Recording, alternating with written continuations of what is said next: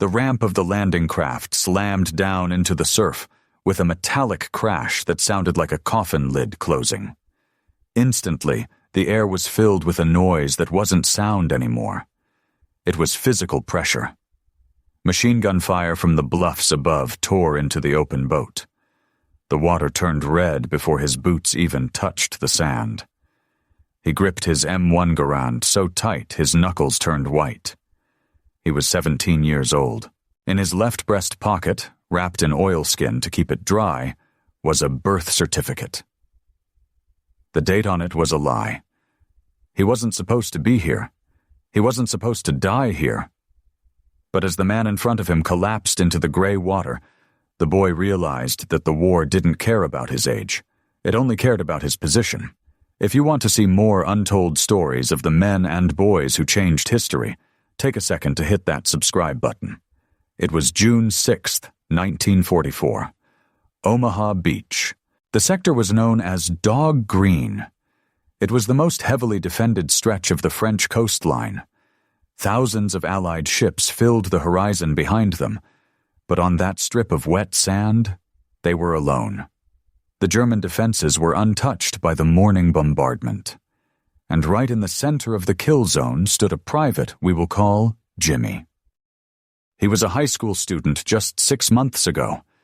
Now he was a target. According to his later writings, the world narrowed down to a 3-foot circle around him. He couldn't see the army. He couldn't see the strategy. He could only see the sand, the water, and the bullets hitting the surf like angry rain. He wrote in his diary about that specific moment of paralysis. I felt like I was watching a movie of myself. My legs wouldn't move. I kept thinking that if I just closed my eyes, I would wake up in my bedroom back in Ohio. The air stank of diesel fumes and cordite. Smoke rolled across the beach, mixing with the salt spray. It tasted like copper in his mouth. To his right, a tank was burning, the black smoke offering the only cover on the beach. Men were screaming. Not military commands, just screaming for their mothers. A hand grabbed his shoulder. It was Sergeant Miller. His face was covered in wet sand and blood. Get off the ramp. I can't. Move or die, kid. Move. Jimmy threw himself over the side of the steel boat. The water was freezing. It shocked the breath out of him. He went under, the weight of his gear dragging him down to the bottom. He thrashed against the heavy pack. His hand touched the seabed. It was soft mud. He kicked hard, breaking the surface, gasping for air. A bullet snapped past his ear with a sound like a cracking whip. He scrambled on all fours through the surf, dragging his rifle. He reached a steel hedgehog, one of the beach obstacles meant to stop tanks. He huddled behind the cold, wet metal. He was shivering uncontrollably. Then the German artillery adjusted its range. The explosions walked down the beach toward them. Sand geysered 50 feet into the air. Shrapnel pinged off the steel beam he was hiding behind. He looked back toward the water. The tide was coming in fast. The wounded men lying in the surf were being covered by the rising water. They were drowning because they couldn't stand up. Jimmy watched a medic try to drag a soldier up the sand. A mortar shell landed 10 yards away. When the smoke cleared, the medic was gone. This was the first turn. The structure of command had completely collapsed. There were no officers standing. There were no platoons. Just terrified individuals hiding behind scraps of metal. Jimmy pulled his diary out days later to describe the feeling of abandonment. I thought that was it. No way out, just noise and fire. I waited for the shell that had my name on it. I prayed it would be quick. He looked at the seawall about 200 yards ahead. It was a pile of shingle and stone. It offered the only real protection. But between him and that wall was a flat, open killing ground.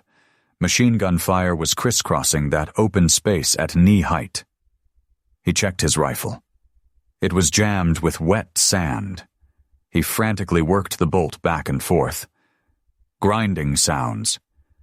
He pulled out his canteen and poured precious water over the mechanism. It cleared. A soldier crawled up next to him behind the steel beam. The man was older, maybe 30. He had lost his helmet. His eyes were wide and unfocused. "We can't stay here," the man said. "They'll cut us down," Jimmy replied. "The tide," the man whispered. "Look at the water." The water was lapping at their boots now. If they stayed, they would drown. If they moved, they would be shot. "How old are you?" the man asked suddenly. Jimmy looked at him. For a second, he wanted to say 17. He wanted to admit the lie. 19, Jimmy lied. "You look 12, the man said. "Run when I run." "Okay." 3, 2, 1. The man bolted from cover. He made it 3 steps. A burst from an MG-42 caught him in the chest. He fell backward as if kicked by a mule. Jimmy didn't move. He froze. He watched the man's body settle into the sand. He was alone again. But then he saw something. Through the smoke, he saw a gap in the wire near the sea wall. Someone had blown a breach. If he could get there, he would be under the angle of the guns. He tightened his helmet strap. He realized that waiting was death. Action was the only chance. He took a deep breath.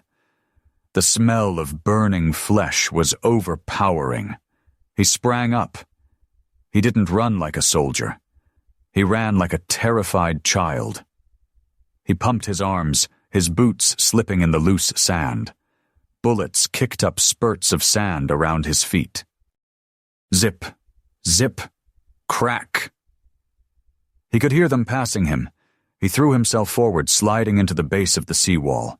He slammed into the stones, bruising his ribs. He was alive. He checked his body for holes. Nothing. He looked around. There were about 20 men huddled against the wall. They were leaderless. Some were crying. Some were smoking cigarettes with trembling hands. An officer, a captain with one arm in a sling, came crawling down the line. He looked at Jimmy. He looked at the men. "We have to go up," the captain said. "Up where?" a soldier asked. "There's a bunker right on top of us." "Exactly," the captain said. "We're in their blind spot. If we don't take that gun out, everyone on the beach dies." The captain looked at Jimmy. You got grenades?" Jimmy nodded. He had 2 fragmentation grenades hooked to his vest. "You're fast. I saw you run," the captain said. "I need you to climb that ravine." He pointed to a narrow wash leading up the bluff. It was steep, choked with razor wire. "Me?" "Yes, you. We'll provide covering fire. You get close. You put a grenade in that pillbox." This was the moment. The lie didn't matter anymore. The forged papers didn't matter. He was the only one small enough and fast enough to make the climb. "Okay," Jimmy whispered. "What?" "I said okay." The men along the wall raised their rifles. "Fire!" the captain screamed. 20 rifles opened up at the ridgeline. Jimmy started to climb. The ground was mud and chalk. He slipped, grabbing at roots to pull himself up. His hands were bleeding. He crawled under the first coil of wire. His uniform snagged. He ripped it free. He could hear the heavy thumping of the German machine gun just above him. Thump, thump, thump, thump. It was rhythmic, mechanical. He was 20 feet away. He could hear the German soldiers shouting to each other inside the concrete bunker. He unhooked a grenade. He pulled the pin. He held the spoon, counting in his head. 1, 2. He stood up, exposing himself to the enemy trenches. He saw the slit in the concrete, the black eye of the bunker. He threw the metal ball. It was a perfect arc. It sailed right through the firing slit. He dropped flat into the mud. The explosion was muffled, a dull crump inside the concrete. Smoke poured out of the slit. The machine gun went silent. For a moment, the entire beach seemed to go quiet. Then, a cheer rose up from the men at the seawall. Jimmy lay in the mud, staring at the sky. It was gray, heavy clouds. He rolled over and vomited. He wiped his mouth with his sleeve. He looked at his hands. They were covered in mud and blood, but they belonged to him. He was still here. The captain crawled up the ravine, followed by the others. He clapped Jimmy on the shoulder. "Good arm, soldier, good arm." Jimmy didn't say anything. He just nodded. Later that night, the beach was secured. The fires were dying down. The tide had gone out, revealing the cost of the day. Jimmy sat on a crate of ammunition, eating cold rations from a tin. He took his diary out. His hand was steady now. The shaking was gone. He wrote one line. "I am not a boy anymore. I left him down there in the water." By morning, the unit began to move inland. Jimmy stood up, slinging his rifle over his shoulder. He touched the pocket where the birth certificate was hidden. He didn't need it anymore. The war had validated his age in a way no paper ever could. He had lied to get into hell. And then he had fought his way out. According to official U.S. Army records, thousands of underage soldiers served in World War II. Some were as young as 15. Many of them enlisted to escape poverty or trouble at home. Others, like the boy in this story, were driven by a sense of duty that outpaced their years. Historically, the military turned a blind eye when manpower was needed. If they looked old enough and could carry a rifle, they were accepted. Casualty rates for these young soldiers were often higher because of their placement in frontline infantry units. If you want to help keep these stories alive, please subscribe to the channel. We are building an archive of the forgotten. War creates heroes, but it also steals childhoods. On June 6, 1944, a 17-year-old boy died on Omaha Beach. But the soldier who walked away lived forever.